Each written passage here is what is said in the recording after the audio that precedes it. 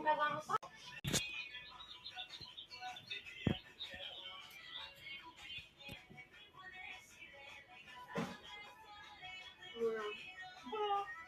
Hello.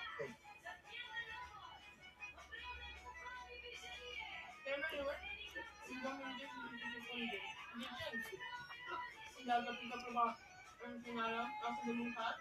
Hello.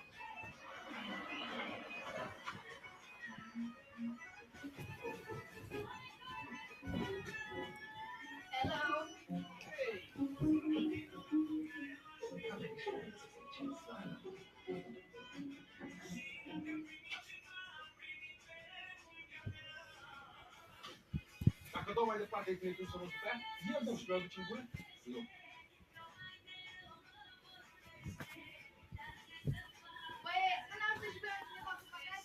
Lasă-le acolo, Cezara, că vin eu să le iau. Le iau eu personal, lasă-le acolo, nu dați de.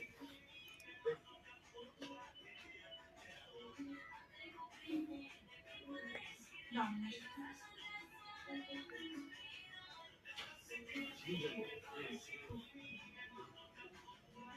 Dăm 3 grăuni pe la noastră. Zi.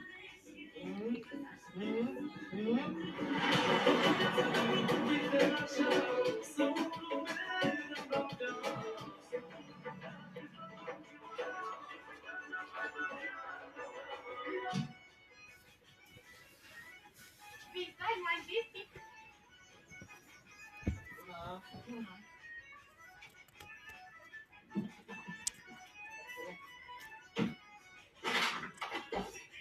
Bă, ce ai, mă?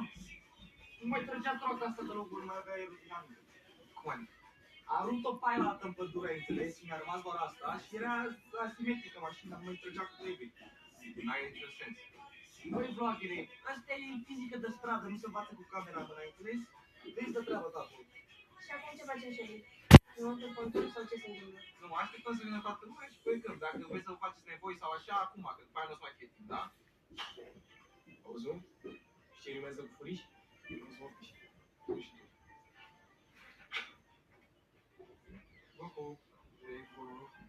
Eu am ajuns mai devreme, doar că am așteptat să mă mai strângeți ca să nu par disperat.